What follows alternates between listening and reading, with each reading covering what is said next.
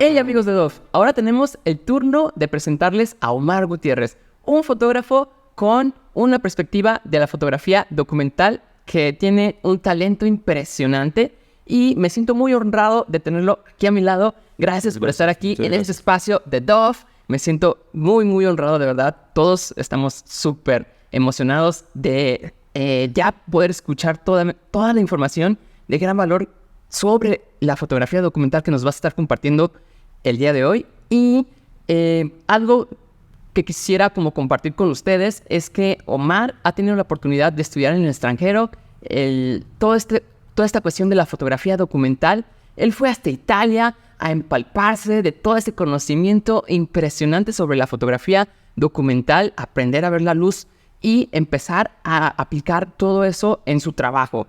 Desde ahí, él lleva ya más de 20 años como fotógrafo como documental y aparte ha tenido la oportunidad de trabajar con marcas muy prestigiosas como Fox, Nat Geo, Discovery Channel y bueno, entre otras, ¿verdad? Sí, muchas. Y también ha tenido la oportunidad de viajar a un montón de países haciendo lo que más le apasiona, que es la fotografía documental. Entonces, le cedo la palabra aquí al buen Omar Gutiérrez para que nos pueda impartir su masterclass que trata sobre la fotografía documental. Bueno, muchas gracias. Tremenda presentación. Bueno, gracias. Bueno, yo quiero hacer un masterclass sobre el diseño de fotografía documental, ya que a veces es un poco subestimado. Se piensa que para hacer documental solo necesita una cámara y agarrar una buena historia y sí, el fondo de la fotografía es eso.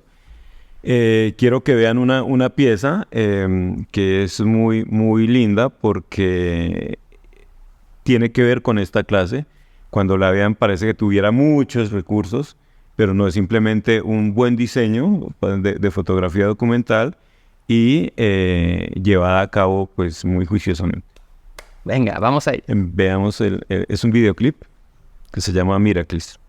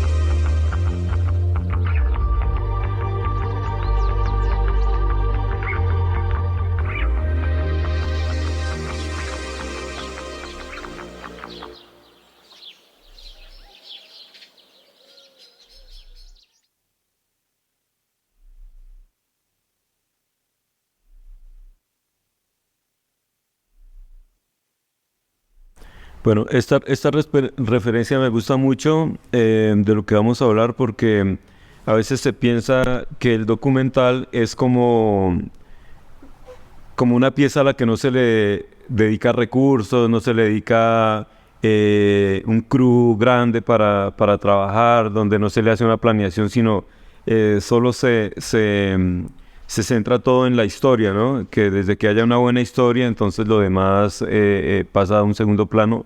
Y sí, digamos que la historia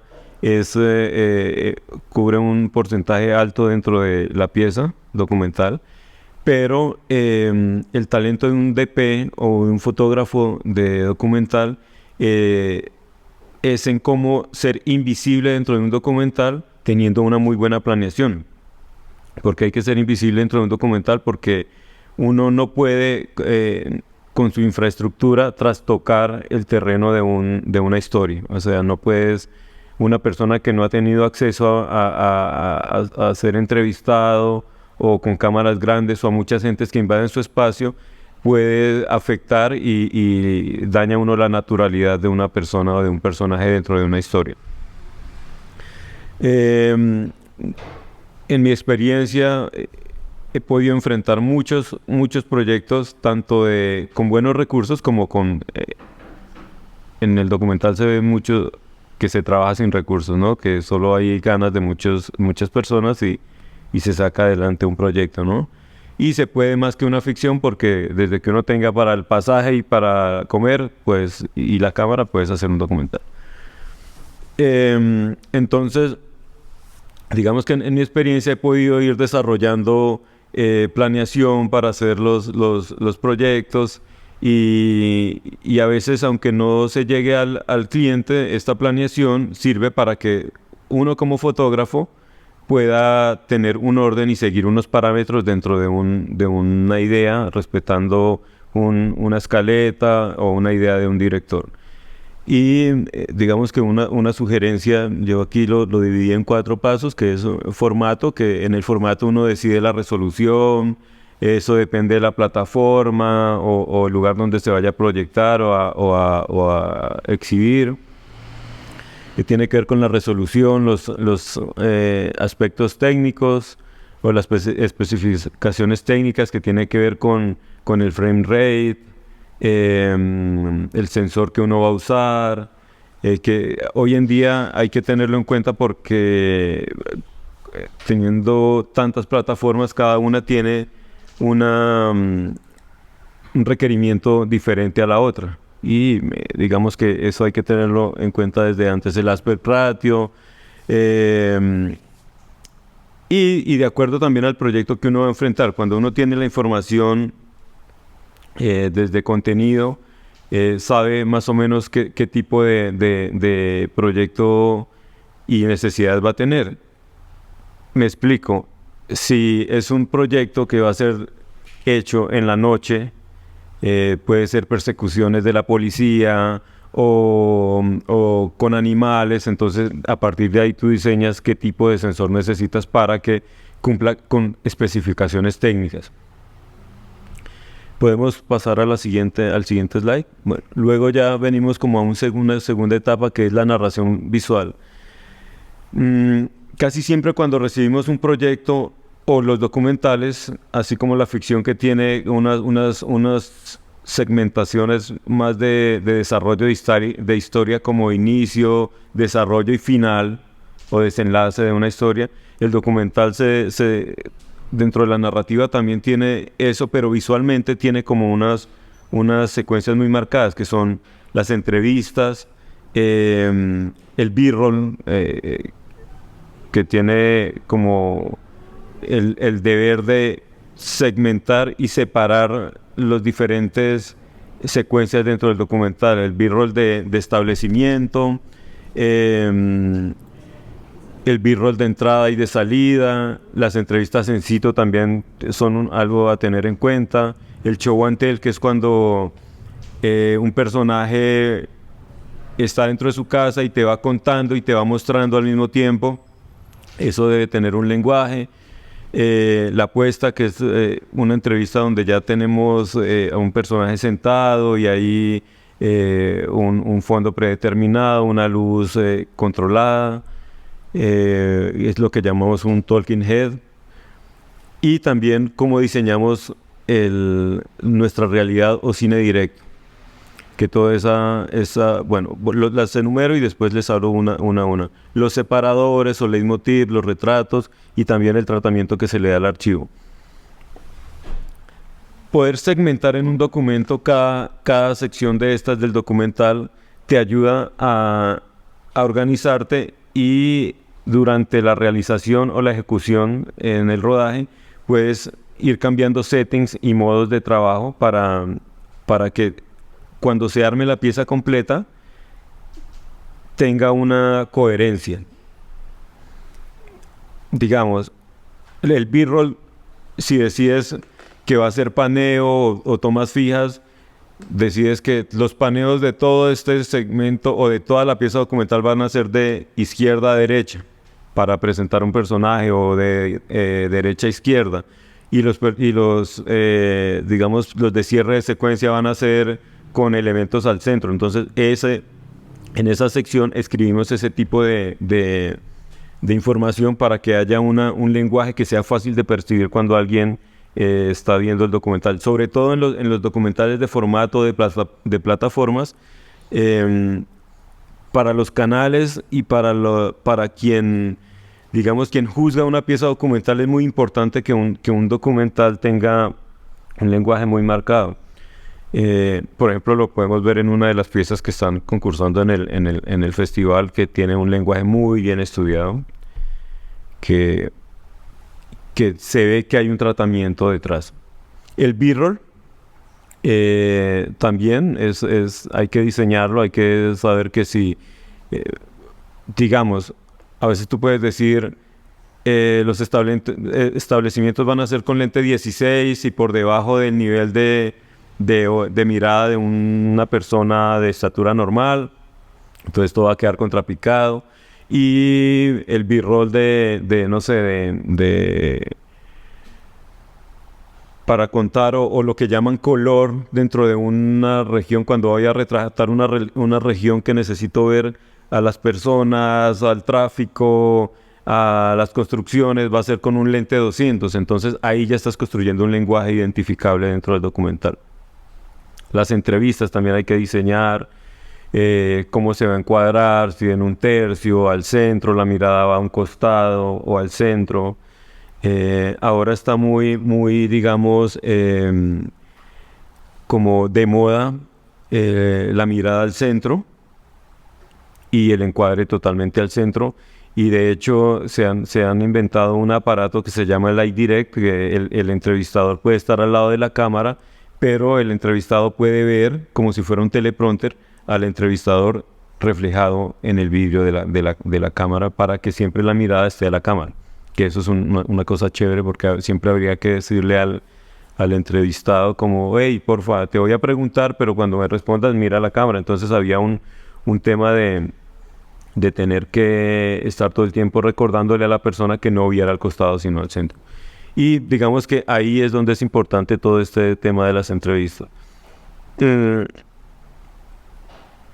A veces hay muchos tipos de entrevistas dentro del documental, que está este show and tell, que sirve mucho para cuando alguien muestra un lugar o muestra una planta, la huele mientras está hablando.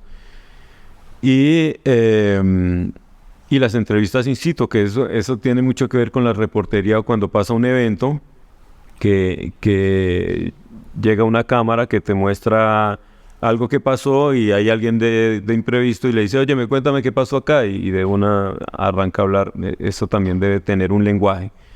¿Qué se puede decidir ahí? El lente con el que se va a hacer, que puede ser o un lente fijo o un lente zoom, de acuerdo, y se preserva durante toda la pieza documental. Eso es importante, que si marcas un lenguaje lo sostengas durante toda la pieza. Y también sobre todo que cada vez que tú cambies de proyecto, uno pueda diseñar de manera distinta todo el tratamiento. O sea, las entrevistas de un proyecto a otro, digamos, para mí es importante cambiarlas, Así cuando alguien evalúa tu trabajo, puede ver que uno tiene la capacidad de transformar una pieza a otra solo con la fotografía. Eso es importante. Pueden haber dos temas similares y uno lo puede narrar totalmente distinto. La realidad o cine directo, perdón, es esto que nosotros no podemos, digamos, manipular. Cuando llegamos a un lugar, las entrevistas las podemos controlar, el B-roll también, pero la realidad es cuando grabas y necesitas agarrar la naturalidad del personaje. Ahí tú decides qué lente vas a usar y cómo lo vas a tratar. ¿Qué pasa con el documental? Hay dos formas de narrar esto y es... A mí me gusta más una que es cuando la cámara va por detrás, siempre en seguimiento, y se acomoda cuando el personaje se acomoda. Pero siempre narrando desde atrás, eso le da una sensación muy chévere, que siempre está a la espalda y llega, lo sigues, y cuando la persona se establece, uno se establece, siempre en silencio, siempre observando y acomodándose, uno se acomoda al personaje. Está una forma que es mucho más de canal, y es que la cámara está siempre anticipando la acción. Eso también, digamos, genera más planos dentro de una narración visual, pero a veces resta credibilidad, ¿no? Porque digamos que seguimos a un personaje que nos va a contar su vida, pero la cámara ya está dentro de la casa, es raro, ¿no? Pero existe ese formato.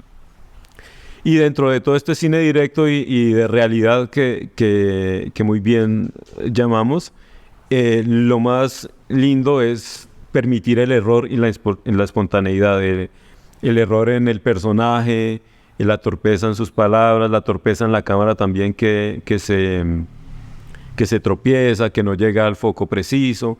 Todo ese lenguaje documental es muy, digamos, valioso y permitido. A veces hay quien quiere la toma perfecta y todo eso. Hay el documental Buenavista Social Club, que tiene unos movimientos de steady muy planeados y todo eso, pero digamos que está establecido que es como un recorrido de un personaje por La Habana y tiene una intención, ¿no? Pero en el cine directo se permite el error, la incomodidad en la cámara, los cambios de exposición bruscos, el foco imperfecto, en fin. Los separadores es algo que se usa mucho, sobre todo en los documentales de plataforma, y se usa para... bueno, en el punto anterior, todo esto de cine directo es el documental puro, digamos, y purista, donde no usas nada sin una cámara y un buen operador y alguien muy capaz de escuchar y de compenetrarse con la historia. Los separadores ya es una herramienta narrativa dentro de un documental mucho más elaborado, donde usamos como separadores, por ejemplo, los retratos de los personajes. Se usan leitmotivs también para querer repetirlo durante todo el documental. Por ejemplo, no sé, manos o primeros planos, y siempre hay un primer plano antes de ir a otra secuencia. O viñetas donde se hace algo especial que es muy identificable y se repite en determinados espacios. Entonces eso también hay que diseñarlo. Y digamos que dentro del planteamiento, cuando tú elaboras bien todo esto, para un director, digamos que se siente mucho más soportado a la hora de ir a grabar. Es decir, bueno, a veces el director no tiene planeado hacer separadores, pero dice, sí, resulta que vamos a cambiar de día a noche en tal lugar, entonces hagamos un separador que sea, no sé, siempre que haya un animal que se pose en un árbol para ir a la noche, o no sé, cosas así, o la luna, o un time lapse. Bueno, esos separadores es bueno tenerlos en cuenta, y se usan también en la narración para hacer elipsis narrativas de tiempo, de espacio, y también a veces se usa para graficar. Por ejemplo, los planos fuera de foco para tener un crédito encima o cosas así, o un personaje, o a veces el mismo la misma locación sirve como un separador. También el archivo es bueno porque hay muchos documentales, digamos, de periodísticos o investigativos que tienen como parte importante de la narración la imagen real y la actualidad y material de archivo que debe ser grabado. A veces está en digital, otras veces es material de biblioteca que toca ir a capturarlo, otras veces es video. Entonces es cómo se incorpora ese video o todo ese archivo dentro del documental y que tenga una estética que haga parte y que encaje con lo demás, ¿no? A veces está la forma fácil o la forma, no fácil, pero es la forma típica y más rápida es por corte, como lo hacen las noticias, que simplemente van a un plano y ya. Pero hay otras formas muy lindas que lo incorporan con proyecciones en el cuerpo de alguien, de un protagonista del documental, o proyecciones en una pared mientras los personajes conviven dentro de su espacio, o simplemente lo grafican muy bien con un buen departamento de gráficos y de animaciones. Bueno, hay muchas formas. Esto es un documento que ayuda a organizar mentalmente al director y claramente al director de fotografía. Y el director de fotografía tiene mucho que ver en todo este proceso. Eso depende de qué tanto uno puede, digamos, estar en las diferentes etapas de fotografía, porque a veces simplemente uno va a captura, rueda y la postproducción se hace en otro país o lo que sea. Si uno puede llegar hasta el final, sería perfecto, tener que ver en el color y todo. Pasemos al otro slide. Hay cosas, digamos, que hacen parte como de juguetitos o gadgets que uno puede usar en el documental, y es que debería ser mucho más práctico que una ficción. Debe ser mucho más práctico que una ficción, pero sí uno tiene que lograr tener mucho valor en la imagen con cosas más prácticas, porque no tenemos muchas personas a la mano y tampoco muchos recursos, y hay que resolver prácticamente. Soy muy amigo de las luces LED RGB, porque digamos que tienes una gama completa de color y además las dos temperaturas de corrección de color que te ayudan a reforzar entradas en una locación a la que uno llegue y no tenga como modificar muchas cosas, ¿no? Además, últimamente han sacado muchos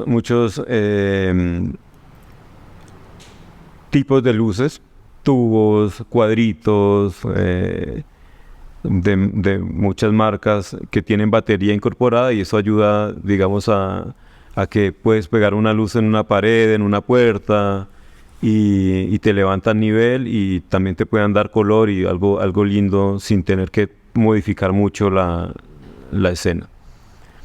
Los prismas, eso es un recurso muy usado, digamos que sirve mucho cuando uno hace videoclip, por ejemplo, y necesitas tener un toque documental y cosas. El documental o el videoclip con esencia documental es muy colorido, entonces trata uno de reforzar fuentes de las calles, que la luz tuxteno, que la luz de sodio, y eso nos ayuda mucho las luces RGB, los prismas, y bueno, en fin, hay muchos juguetitos ahora. Se tiene a veces el cliché de que uno solo necesita la cámara para hacer un buen documental, y bueno, una buena idea, pero la cámara la puedes, digamos, envenenar un poco para lograr cosas mucho más cinematográficas y así tener, digamos, más alcance, si quieres, de la historia, que digamos, aporta tener herramientas para sumarle a la textura o al material que desees grabar. Hace poco hice un teaser para unos españoles porque querían replicar una serie muy famosa en Amazon. Y cuando uno ve la serie, uno piensa que es ficcionada, pero detrás de eso no hay otra cosa distinta a una muy buena planeación. El formato, digamos que exigía ser casi que invisible un poco y como con muchas lentes de largo alcance. Y es básicamente observacional y tiene larguísimos tiempos de espera, larguísimos tiempos de espera de que sucedan cosas dentro de la escena, pues. Y al no tener como mucha reacción y mucha preplaneación, digamos que ahí juega un papel importantísimo cosas como el aspect ratio, hacer un 2:35, usar lentes anamórficos, usar lentes con textura, el balance de cámara. Un documental en 2:35 tiene una sensación distinta a 16:9. El 16:9 se ve como más televisivo. Cuando lo vuelves 2:35 tiene una sensación no sé, de cine, pues como si estuviera ficcionado. Esa es la sensación que da ese aspect ratio. Los filtros de cámara también. No soy muy amigo de tocar la imagen en el documental, pero he descubierto cosas como en los Black Satin o en los Glimmer, pero en los porcentajes más bajos, en 1/8 o algo así, le quita la dureza a la imagen y también las luces altas que a veces no podemos, digamos que contemplar con anticipación. Llegamos a un lugar y hay un bombillo encendido que está demasiado alto con respecto a nuestra exposición y el Glimmer o el filtro nos va a matizar un poco mejor eso, nos va a que no sea tan fuerte el choque de las luces altas. El white balance cumple un papel importantísimo dentro de la narración porque nos da sensaciones de acuerdo a lo que pasa en la escena, ¿no? A veces unos lugares donde puedes calentar bastante la imagen, digamos que si vas a lugares soleados puedes jugar con el balance, o simplemente un buen truco es plantar el balance en una temperatura intermedia, puedes decir 4000 Kelvin, y ver qué sucede durante el día. Y eso nos da digamos que nos da como transiciones y da una cosa ahí linda en la imagen. La mezcla de formatos también es algo con lo que puedes envenenar un poco el documental. Bueno, ya esto es como el último paso y es la ejecución.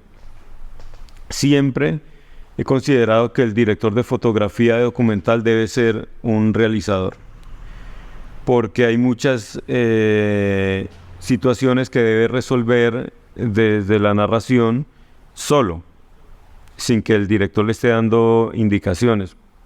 Es decir, hay espacios donde a veces solo puede entrar una persona, donde a veces necesita, basado en la historia y basado en el planteamiento que se hizo inicialmente, resolver cosas sin tener que consultarlo, y debe tener esa capacidad de generar la cantidad de planos para poder editar y de poder tomar una decisión frente a la forma de encuadrar, de abordar al personaje y bueno, es importante que el director de fotografía tenga noción de realización y de editor también para poder generar los cortes y los tiempos justos. La pieza anterior es muy importante para mí porque parece un videoclip que tuviera muchas dinero detrás y muchas personas atentas, pero Fue un videoclip que simplemente tuvo buen tratamiento. Se hizo scouting, rodamos a las horas justas del día, se experimenta con 4.3 y con 16.9 y con 2.35, que son aspect ratio, digamos, como comunes. Y toda esa mezcla y también el buen ojo del director para elegir lugares como muy pintorescos, que hacen parte del documental también, terminaron teniendo una pieza muy linda y tiene muchas cosas como grano, fuego, luz, digamos muy bien elegida la luz natural. Tiene que ver mucho con una muy buena ejecución y buena planeación.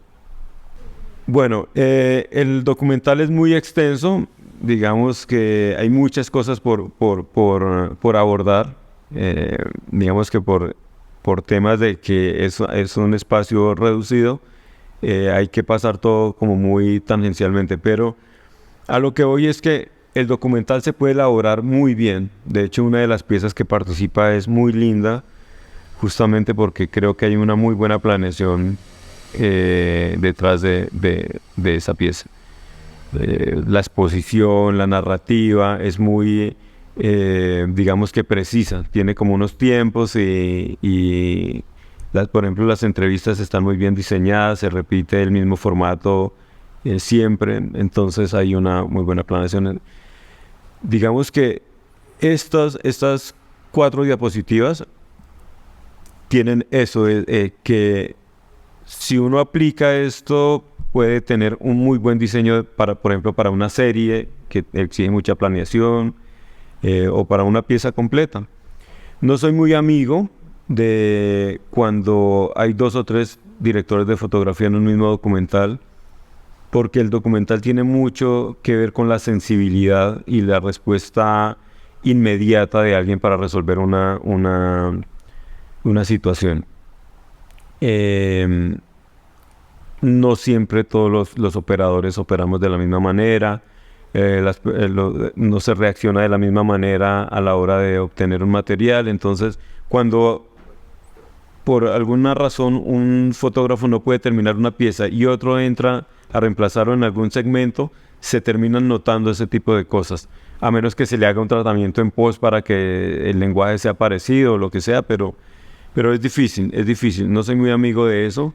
Quisiera que se hiciera más documental, porque de un momento a otro los documentales se transformaron en docu-realities, que el reality es como una forma morbosa de ver de hacer documental, porque la temática siempre sexual, conflictiva, dañina. El reality tiene lo suyo, digamos, una forma, hay una mística detrás de eso, pero quisiera que los documentales volvieran a estar más en las plataformas, como hacía 20, 30 años que había muchos documentales de animales, de seguimientos policíacos, reporteros, etcétera. Ahora siento que lo que ha pasado con las plataformas es que se han vuelto más, digamos, estilizados. Eso está bien porque hay más presupuesto, hay más tiempo, más cosas, pero asimismo también hay menos cantidad, ¿no? Y me parece que el documental aporta muchísimo a lo cinematográfico y al medio, digamos, del cine, porque es una de las corrientes más importantes. Y lo puedo decir que para Latinoamérica, porque acá creo que hacemos más documental que en Europa o en Estados Unidos, porque nos pasan muchas cosas.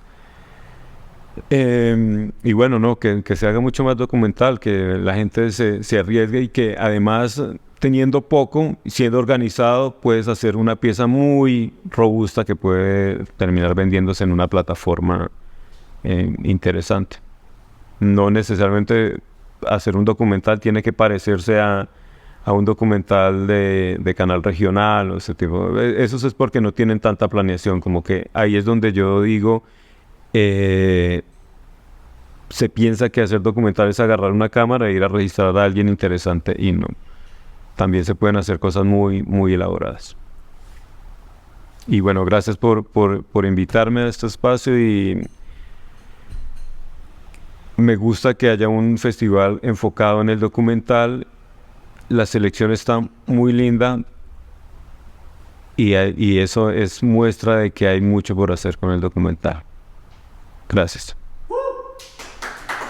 Todo.